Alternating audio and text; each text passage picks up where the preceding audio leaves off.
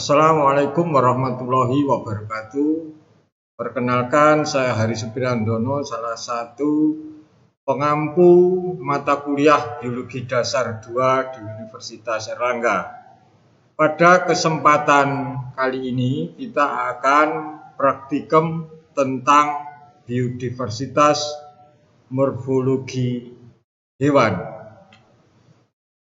Praktikum ini bertujuan untuk mengidentifikasi ciri-ciri morfologi dari beberapa hewan contoh, kemudian menemukan kesamaan, perbedaan ciri morfologi hewan yang hidup pada habitat yang sama ataupun yang hidup pada habitat yang berbeda.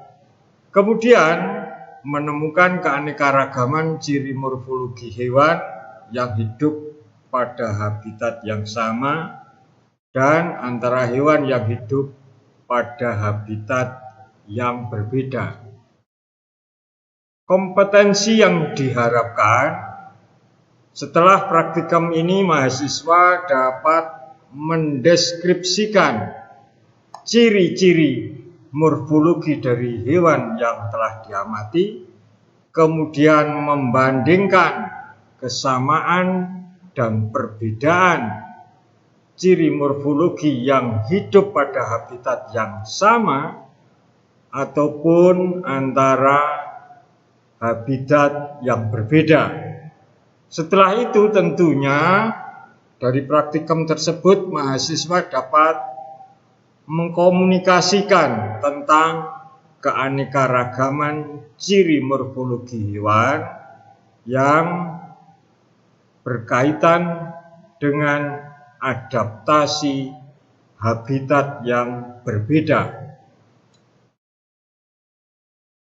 Pada praktikum kali ini, bahan praktikum yang digunakan ada 6. 6 ini mewakili 3 pada lingkungan dengan kondisi terestrial dan 3 hewan atau 3 spesimen dengan lingkungan atau habitat akuatik. Berikut ini 6 bahan praktikum yang digunakan pada praktikum biodiversitas morfologi hewan. Jadi ada 3 spesimen hewan, yaitu ayam atau anak ayam, yang kedua itik atau bebek, yang ketiga yaitu burung emprit Jawa atau bondol Jawa atau peking Jawa. Ketiga hewan ini pun masing-masing mempunyai karakter tertentu yang membedakan antara satu dengan yang lain terkait dengan adaptasi lingkungan terestrial yang khusus. Kemudian ada 3 spesimen berikutnya atau 3 hewan berikutnya, yaitu ikan lele, kemudian ikan patin jambal, dan ikan mas koki atau ikan koki. Dan tentunya juga 3 spesimen dari habitat akuatik atau lingkungan akuatik ini masing-masing juga mempunyai karakter-karakter khusus yang berhubungan dengan adaptasi morfologi terhadap kondisi lingkungan. Berikut ini ada 6 spesimen atau 6 bahan praktikum yang digunakan pada praktikum biodiversitas morfologi hewan. Jadi 3 hewan itu mewakili di kehidupan terestrial, 3 di habitat akuatik. 3 yang terestrial itu yaitu yang pertama bebek atau itik. Kita lihat, jadi ini adalah bebek. Kemudian yang berikutnya yaitu ayam. Jadi ini. Kemudian yang terakhir yaitu burung yang diwakili burung emprit atau peking atau bondol Jawa. 3 bahan tersebut, jadi 3 hewan yang hidup di terestrial tersebut sebenarnya menunjukkan kondisi agak khusus antara satu dengan yang lain. Sedangkan untuk 3 bahan dari hewan yang hidup di habitat akuatik itu yaitu ada 3, yaitu ikan lele, kemudian ikan koki, dan juga ikan patin jambal. Ini adalah untuk ikan lele. Kemudian yang berikutnya adalah ikan patin jambal. Ini patin jambal. Kemudian hewan ketiga yang hidup di habitat akuatik yaitu ikan koki.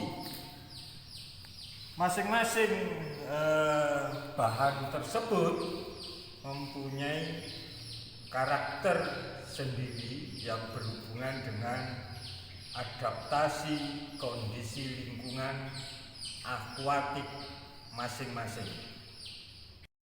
Dasar teori dari diversitas hewan yang berhubungan dengan kondisi lingkungan atau habitat ini, seperti yang kita ketahui, keanekaragaman merupakan suatu gejala biologi yang dihasilkan oleh interaksi faktor genetik dan lingkungan.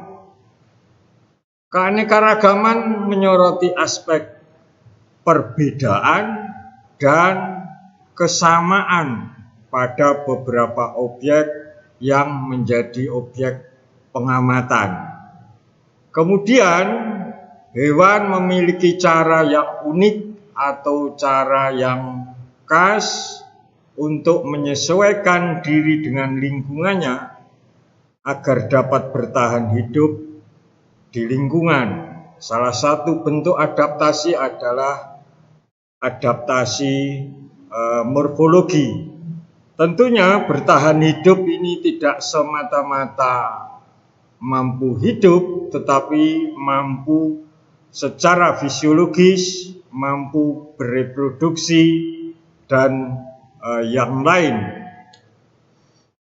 Ciri morfologi hewan yang merupakan salah satu parameter keanekaragaman hewan, antara lain kalau kita perhatikan, satu mungkin daerah kaput atau daerah kranial atau kepala, dan tentunya organ-organ pada bagian kepala, posisi ataupun bentuknya.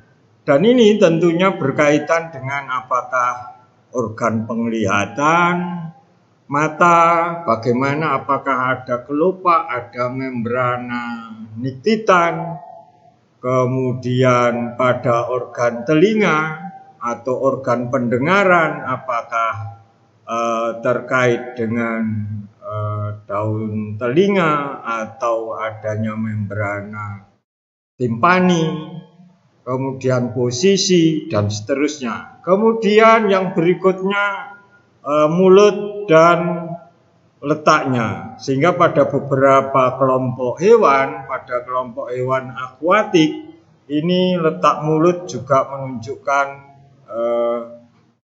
keanekaragaman. Kemudian juga adanya modifikasi mulut, yaitu contohnya pada kelompok Aves, yaitu adanya paruh atau yang disebut rostrum dengan berbagai bentuk dari rostrum. Kemudian yang berikutnya alat ekstremitas. Jadi apakah alat ekstremitas itu berupa tungkai atau mungkin berupa sirip atau pina dan pine pada ikan. Kemudian kalau tungkai, apakah 4 tungkai itu berupa kaki ataukah berupa tangan dan kaki atau sayap dan sebagainya. Jadi termasuk jumlah, kalau sirip atau pina dan pine, kemudian bentuknya, kemudian posisi. Kemudian yang berikutnya juga tentang struktur tubuh, terutama kulit ya. Jadi kulit tubuh itu apakah terjadi atau adanya modifikasi dari kulit, yang pada beberapa hewan tentunya ada yang licin, kemudian ada yang bersisik, ada yang dilengkapi bulu atau rambut dan sebagainya. Itu adalah beberapa ciri morfologi hewan yang merupakan parameter keanekaragaman hewan.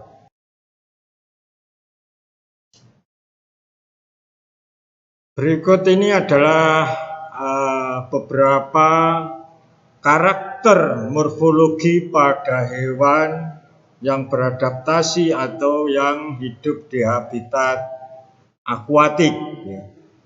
Jadi salah satu beberapa cirinya yaitu sebagian, tidak semua tubuhnya berkembang atau termodifikasi atau dilengkapi dengan sisik atau squama.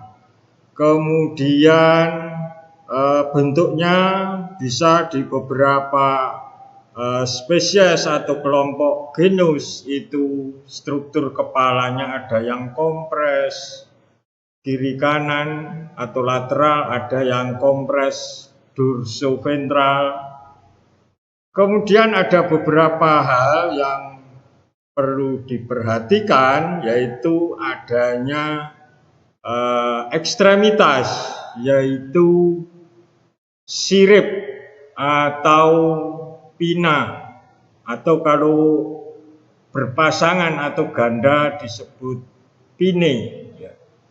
Kita lihat beberapa sirip, yaitu sirip dorsal, pina dorsalis, kemudian ada yang di daerah perut atau ventral, yaitu pina abdominalis atau pina ventralis. Kemudian di sini adalah pina di daerah pektoral, yaitu pina pectoralis. Kemudian ini di sini adalah kloaka atau lubang anal, ini disebut sebagai sirip anal atau pina analis. Kemudian yang berikutnya adanya pina caudalis, sirip ekor. Bentuk posisi dari berbagai pina atau pine ini kadang-kadang menunjukkan karakteristik yang khas, termasuk kadang-kadang adanya pina dorsalis kecil di sini. Jadi ada pina dorsalis 2 depan dan belakang, ya, anterior dan posterior, atau pina tambahan di sini.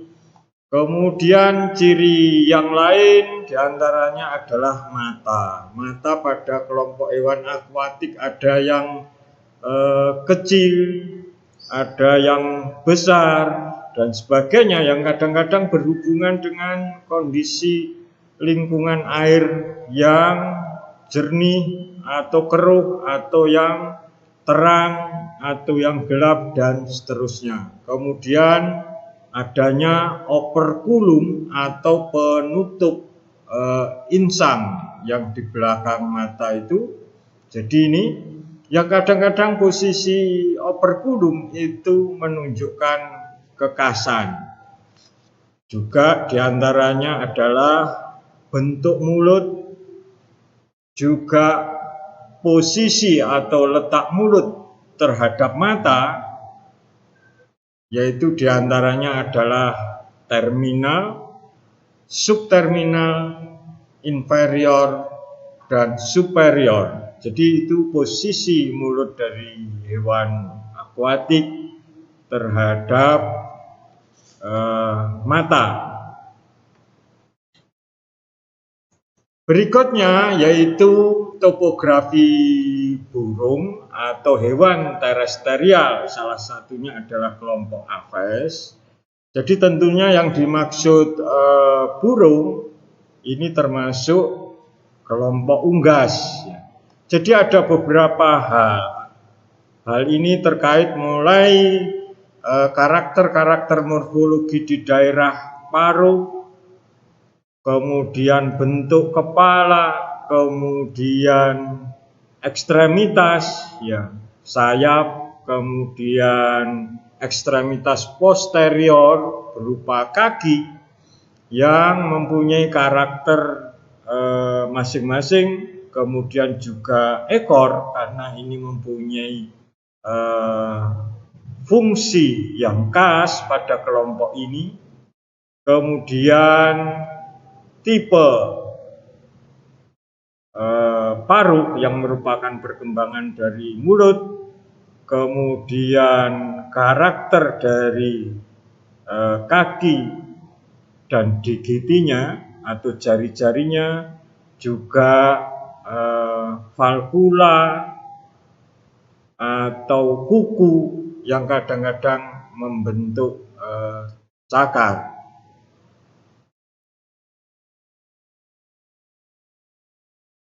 Berikut ini adalah beberapa bentuk paruh atau rostrum. Jadi rostrum atau paruh pada kelompok burung ini merupakan modifikasi dari mulut, yaitu berbahan dari tanduk, bahan tanduk jadi ini mengeras. Dan bentuk-bentuk dasar dari paruh kelompok burung itu berhubungan dengan adaptasi lingkungan dalam mencari makan. Di antaranya ada pemakan biji, pemecah biji, kemudian pengisap nektar, penyaring air atau ini tipe sudu, ya. Kemudian ada yang penangkap ikan, plankton, penyaring plankton, dan sebagainya. Berikutnya, kalau kita lihat, ini adalah ekstremitas belakang yang berupa tungkai pada kelompok hewan terestrial, yang yaitu di sini adalah kelompok burung. Di sini pada beberapa jenis itu mengalami modifikasi atau perkembangan yang berbeda dengan yang lain. Jadi kalau kita ikuti adaptasi lingkungan dalam rangka fungsi untuk hinggap, untuk berjalan, untuk memegang mangsa, memanjat, atau menyelam, dan sebagainya, ini menyebabkan variasi atau keanekaragaman dari bentuk kaki pada kelompok hewan terestrial ini. Cara kerja pada praktikum ini, jadi yang pertama kita siapkan hewan spesimen dari dua lingkungan yang berbeda, kemudian kita amati ciri-ciri morfologi organ luar dari masing-masing hewan. Silakan digambar spesimen tersebut, diberi keterangan gambar, kemudian mendeskripsikan ciri morfologi dari masing-masing hewan. Kita identifikasi kesamaan dan perbedaan dari ciri morfologi tersebut, perbedaan persamaan pada habitat yang sama ataupun pada habitat yang berbeda. Diskusikan mengapa ciri-ciri itu sama, mengapa pada hal-hal tertentu berbeda antara terestrial dan akuatik, dan tentunya kita simpulkan dari yang kita amati tersebut.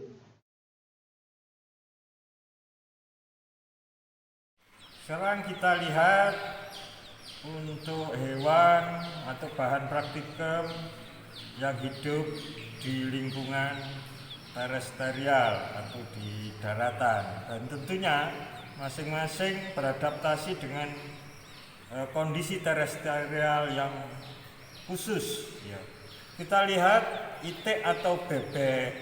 Itik atau bebek ini cenderung hidup di terestrial yang basah dan bahkan ke tempat berair, apakah itu genangan air sampai masuk ke sungai, ke kolam dan sebagainya. Kita lihat mulai tubuhnya, kulit dilengkapi dengan bulu atau termodifikasi dengan bulu. Kemudian kalau kita lihat bentuk paruhnya demikian, dan tentunya ini teradaptasi dengan lingkungan dan tempat mencari makan. Kemudian letak hidungnya di sini, kemudian demikian mata. Kita lihat bebek mempunyai dua pasang tungkai atau ekstremitas, alat ekstremitas, yaitu yang bagian anterior atau depan berupa sayap, kemudian yang bagian posterior berupa kaki. Dan tentunya bentuk kaki bebek atau itik itu berhubungan atau beradaptasi dengan kondisi lingkungan hidup atau habitatnya. Jadi kita lihat jarinya demikian, telapak kakinya juga demikian. Berikutnya kita lihat spesimen atau bahan praktikum yang berikutnya, yaitu yang hidup di terestrial, yaitu ayam. Jadi ayam tubuhnya juga kulitnya dilengkapi atau termodifikasi berbulu. Kemudian ayam cenderung lebih di darat yang kering, meskipun kadang-kadang ke tempat yang basah, tapi tidak sampai ke perairan. Kemudian bentuk paruhnya demikian, dan ini tentunya berhubungan dengan fungsi mencari makanan. Posisi mata ada di situ. Kemudian kalau kita lihat juga mempunyai sepasang tungkai, yaitu ekstremitas yang anterior bagian depan termodifikasi menjadi sayap, kemudian ekstremitas posterior berupa kaki, dan kakinya juga berkuku atau valvula seperti bebek, tapi valvulanya pendek, dan hubungan antara jari dengan jari yang lain bisa kita lihat seperti ini. Berikutnya bahan praktikum selanjutnya yaitu yang hidup di terestrial, yaitu ini burung pipit atau peking atau emprit atau bondol Jawa.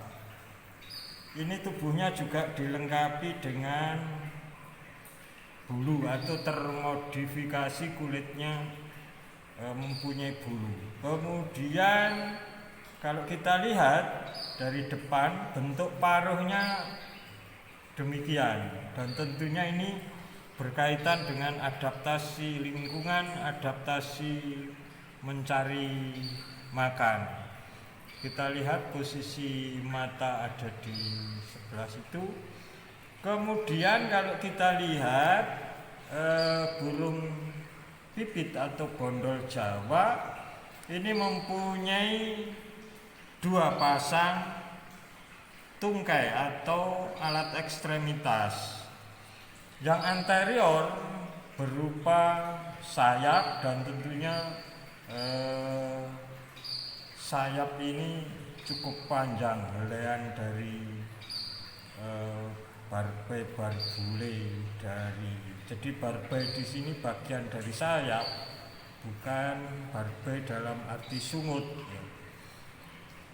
Kemudian kalau kita lihat kakinya demikian, jadi ekstremitas posteriornya berjari 4 atau digiti, kemudian hubungan antara jarinya juga demikian, dan mempunyai kuku atau valvula yang cukup panjang.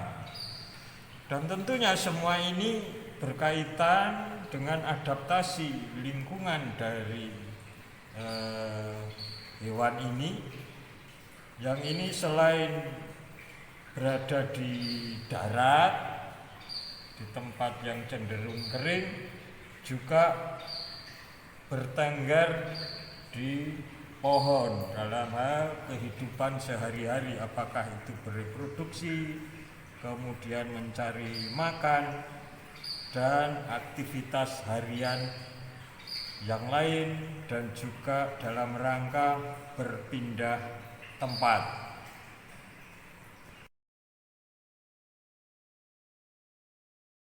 Untuk bahan praktikum ikan lele, kita lihat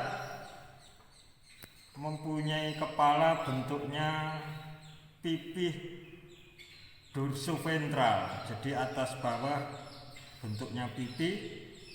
Kemudian tubuhnya memanjang, pipih lateral kiri kanan.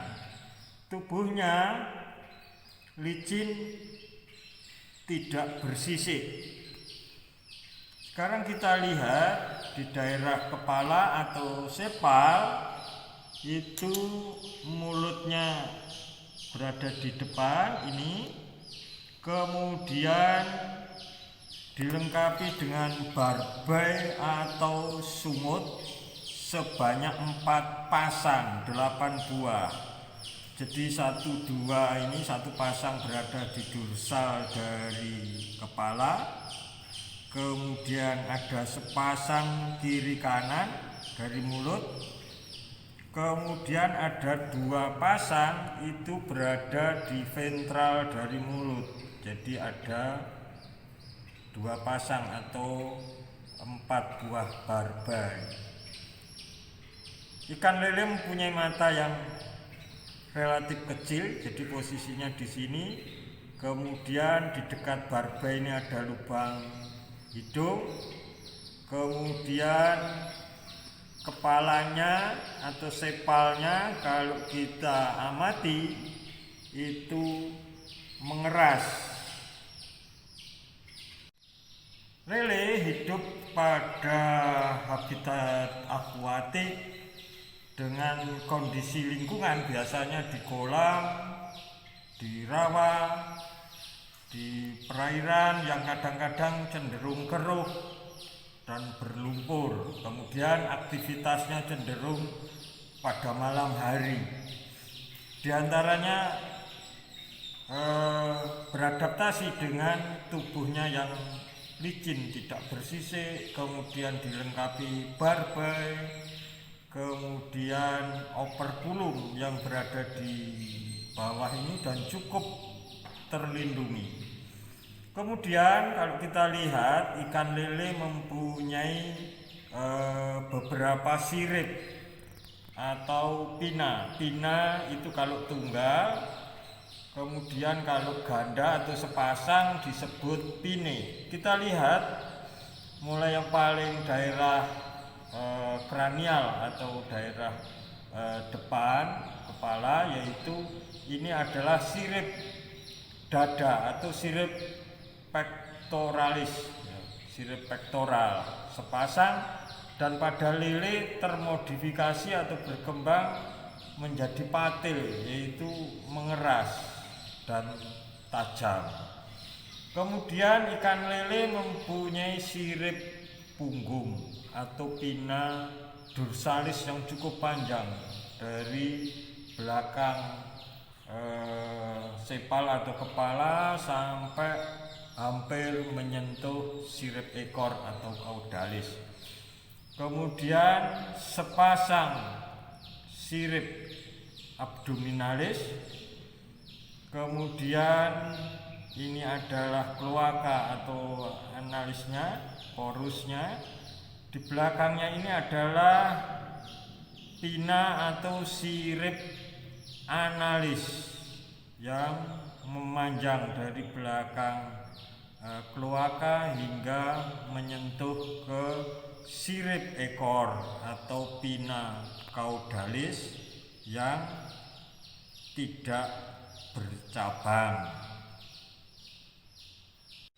Kita akan melihat karakter morfologi dari ikan patin jambal.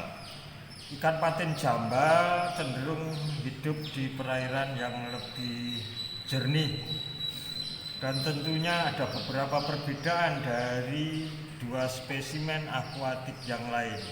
Kita lihat tubuhnya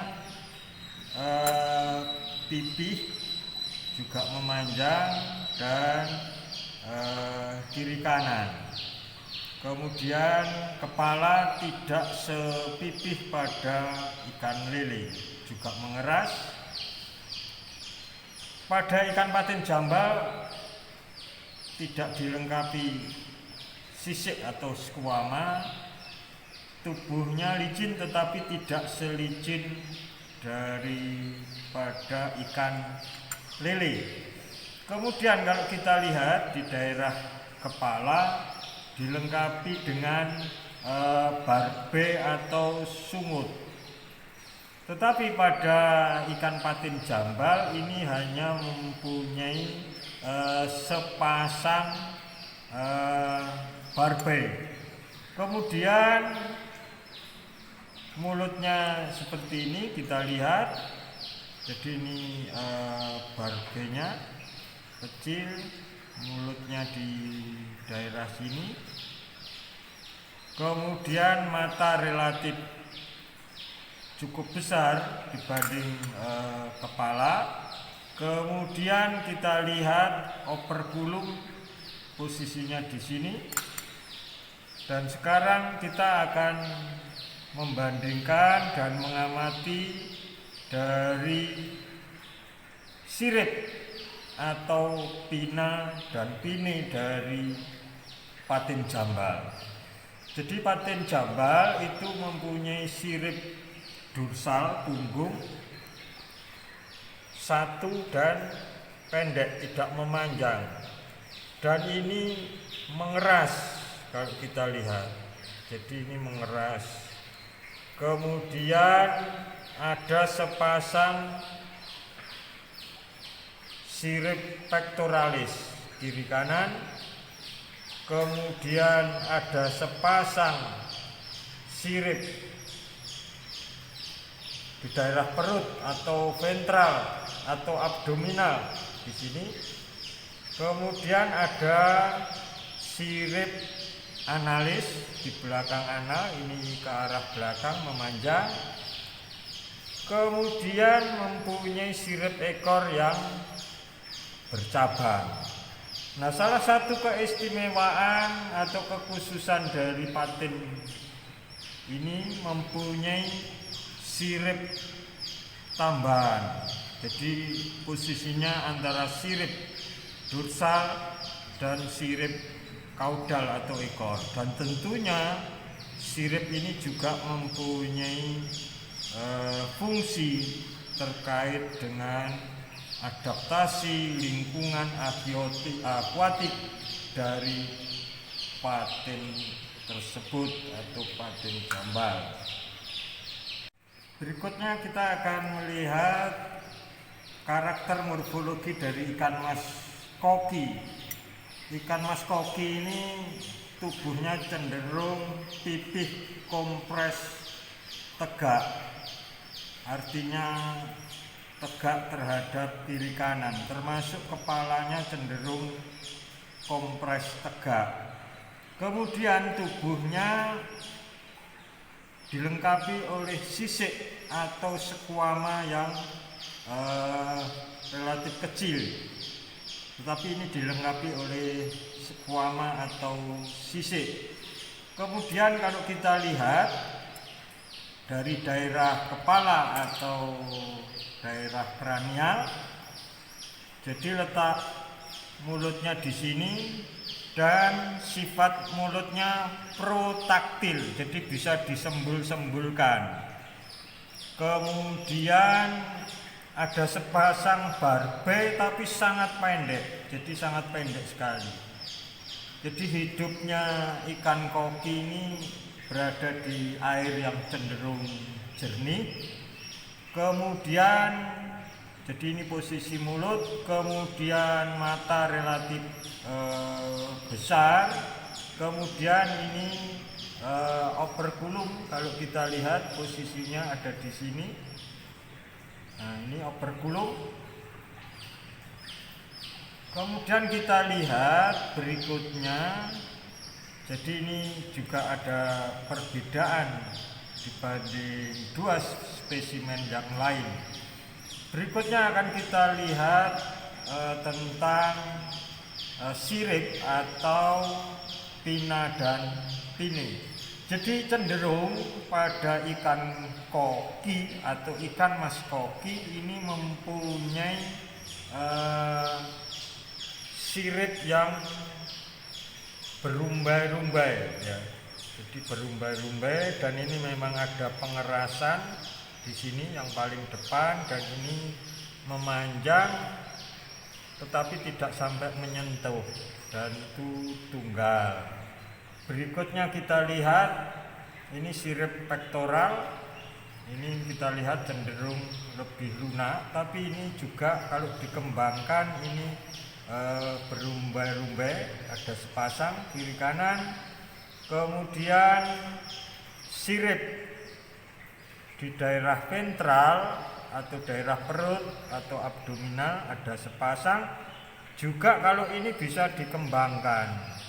Kemudian ada sirip anal yang ini kalau dikembangkan seperti ini, ada sepasang juga, kita lihat bukan tunggal tapi sepasang, sehingga ini bisa berkembang.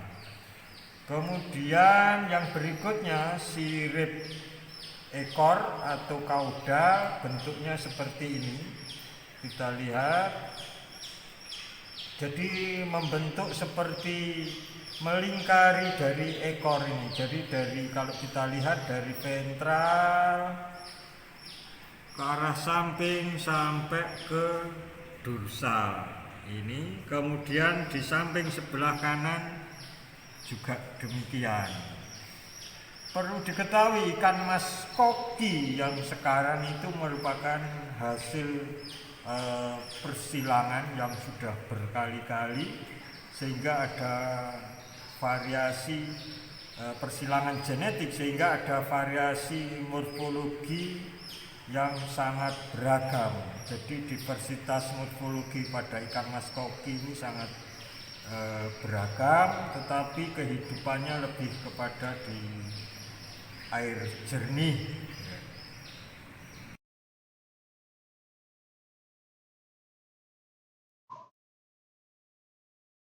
Jadi dari 6 spesimen itu masing-masing kita gambar, kita beri nama hewannya apa, kemudian kita gambar secara keseluruhan, kemudian daerah kepala, kemudian ekstremitas, baik depan maupun belakang, kemudian tentang perkembangan dari tubuh atau dari kulit dan hal-hal yang spesifik. Jadi misalnya contohnya adanya rostrum atau paruh dari kelompok terestrial burung, yaitu yang terbuat dari bahan tanduk yang mengeras, kemudian adanya eksternal nares atau lubang hidung, ya. Jadi diberi keterangan gambar, kemudian dideskripsikan masing-masing, kemudian juga anak ayam, ya, diantaranya ada selain ada rostrum, kemudian adanya sera atau pial atau jengger, ya. Kemudian ada organ pendengaran, adanya pelupuk mata yang bisa ditutupkan, dan seterusnya. Misalnya ekstremitas pada kelompok burung, hewan terestrial ini bersisik, jadi mempunyai sisik kakinya, kemudian adanya sayap. Kemudian spesimen berikutnya yaitu ini yang ketiga, kemudian adanya ekor, kemudian kekhususan valvula atau kukunya yang runcing, dan seterusnya. Kemudian berikutnya ini yang hewan akuatik, sama, diberi keterangan gambar, kemudian dideskripsikan. Ini juga ikan patin jambal, dan yang terakhir yaitu ikan koki atau ikan mas koki dengan kekasan, misalnya bagaimana letak operculum, kemudian matanya yang relatif besar, kemudian karakter khas dari pina ataupun pine, dan seterusnya. Jadi saya kira demikian praktikum ini. Apabila ada yang kurang, saya mohon maaf. Sekali lagi kita mari menjaga kesehatan. Terima kasih. Wassalamualaikum warahmatullahi wabarakatuh.